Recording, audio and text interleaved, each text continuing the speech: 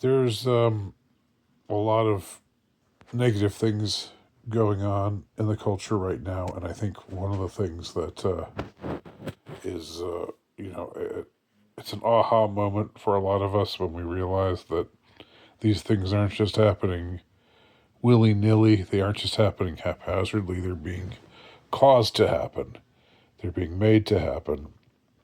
We have bad people in charge who are actively fostering, sponsoring astroturfing, extremely negative trends. And one of the worst things that's happening in Western culture today is the way in which hostility between the sexes is being ginned up, and mostly who they're working on right now is women, specifically younger women.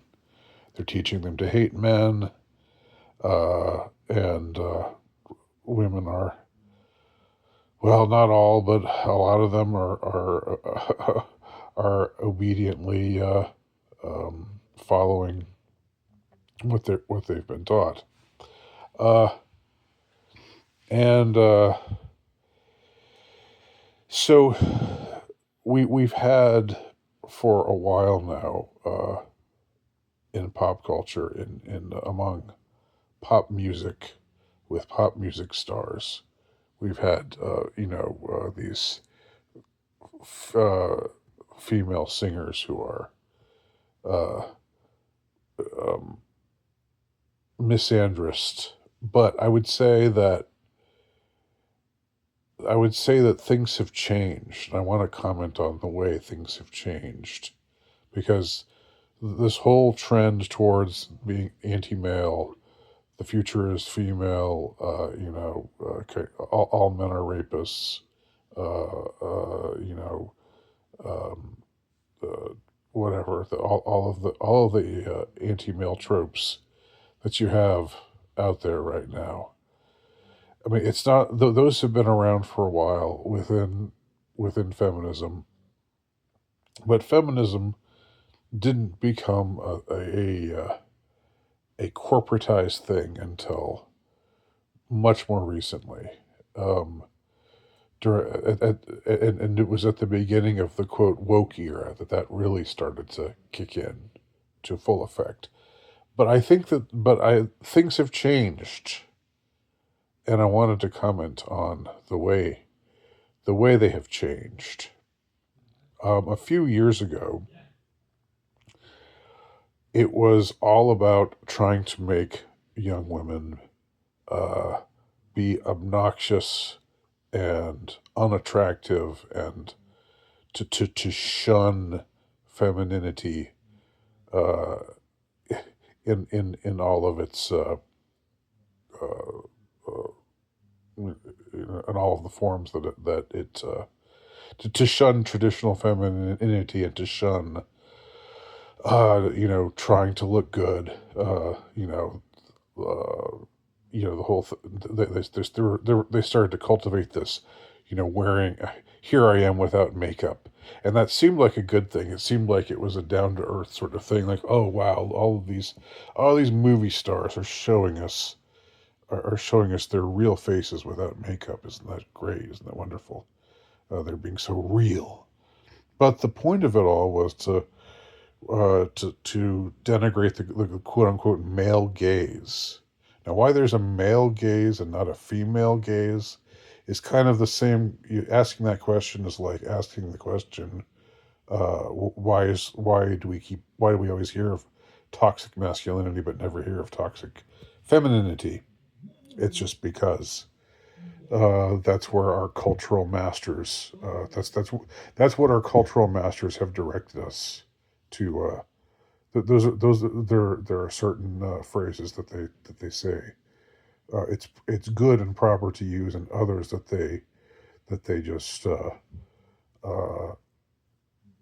if not actively discourage, then just behave as if it's just the most insane, ridiculous thing in the world. Uh, to say that there's any kind of balance, to say that yeah, there are bad men, but there are also bad women. No, no, you can't say that. It has to be about how bad men are, and about how we're ruled by a patriarchy. Uh, this um, this whole notion of the patriarchy being the ultimate force that needs to be taken down. And no matter what happens, no matter uh, how much we see boys, losing ground with respect to girls, in as far as grades, as far as graduating college, as far as you know, uh, the number of male suicides that happen versus female suicides. We still just have to. It still has to be about how men are in control, and men are. It's evil men who are ruling everything, and we've got to create a world where the men are dethroned and the future is female. And so so anyway, here is a change that I've noticed. A few years ago, it was all about body positivity. It was all about fat acceptance. It was all about you know why should you try to look good for him? Who cares? Who cares whether it's not your job to please your husband or your boyfriend. Um, who what does it matter how you what you look like? Girl, be as fat as you want to be, and girl, you just you go, girl, just be as sloppy and fat and ugly and unappealing as you want to be. And we're going to put a 350-pound woman on the cover of Cosmopolitan and say, "This is beautiful." And we're going to put men in women's clothes, hideous looking men looking even more hideous as women, and say, "This is beauty." That was the trend a few years ago. I think things have shifted a little since then. Um, the new trend uh, with young women, with young with like female pop stars. The new thing is to look pretty, to dress sexy, uh, and and it's not so much about there's not so much about body positivity. There's not so much about how, girl, you're beautiful no matter what, and you can you can be absolutely hideous and you're still beautiful, uh, because beauty standards are just blah blah blah.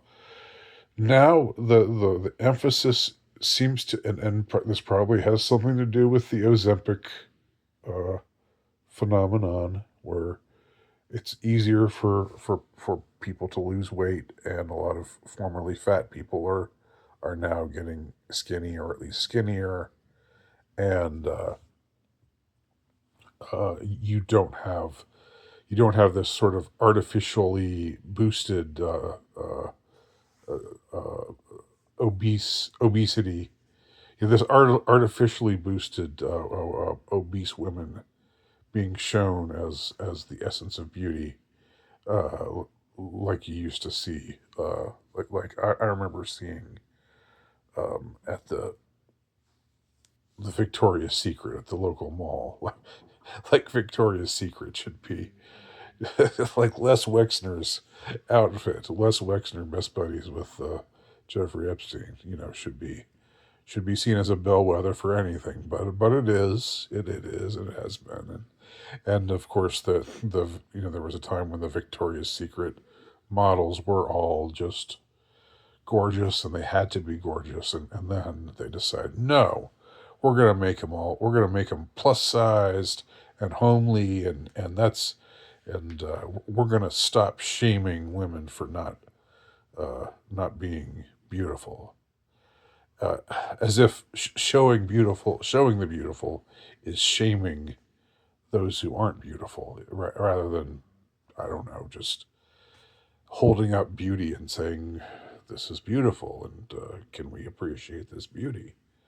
Which is how it's generally been understood, how aesthetics have generally been understood, before they became politicized.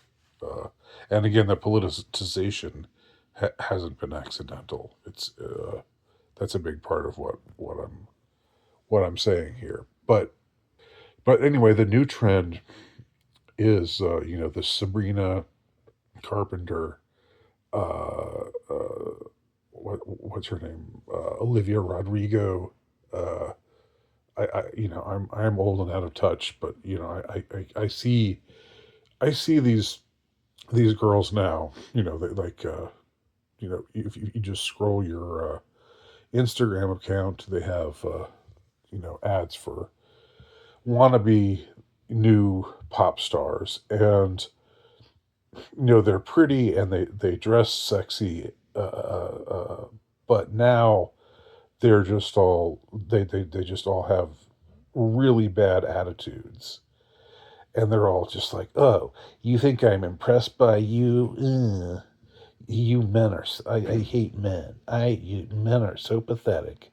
And ha ha ha ha ha! I laugh at you. I'm laughing at you, man. I'm laughing at you. You want to be my boyfriend? You think you're my boyfriend? You're just pathetic. Ha ha ha. Um, and what? I'm supposed to be impressed by you? Um, and just so this whole brattiness and meanness towards men is being exalted as something enlightened, um, and it's more now just about the attitude. It's like, we're looking good, yeah, we're looking good, but we don't want you. Uh, I'm really horny, but I hate men. I'm horny for men, but I hate men. You know, this this this this like, sort of paradox, um, uh, where uh, the quote unquote male gaze is invited, while at the same time, uh, you see these these manifested attitudes of um, just obnoxious brattiness, um, and attitudes of just cruelty and derision and contempt. Um, and sometimes you see them mass murdering, a bunch of guys in a church, like Sabrina Carpenter did in that video. Um, and uh, 20 years ago, uh, you had female pop stars, and they were doing their thing, and it wasn't exactly wholesome, but it wasn't like every song was about how I hate men, and men should die and kill all men. Britney Spears wasn't in her era of music. Britney Spears in her heyday, the and the others that who were around, in the aughts, weren't doing that kind of thing. I mean, um, they were, kind of were behaving whorishly and dressing whorishly, but that was about the extent of it. But again, that was before it all became ideologized. That was before, and the woke era really started up, sometime in the teens, 2013, 2014, definitely by 2015. And what I'm saying now is we're like in the second phase of it, which I'm not saying, and I'm not saying that the it's all part of a plan, because I don't believe that. I don't think that the would-be cultural controllers have this kind of supreme power that a lot of the black pillars think they do. But I do think things have changed, and so they've changed it up a little bit. But the important thing is they've kept the toxic femininity. They've kept the misandry. The whole the future is female. Men suck. Men are bad. We don't need men. Uh, that whole thing, that whole attitude that is still being encouraged. It's just taken on a new form, and I think it's just interesting to take note of that, and that's what I'm doing.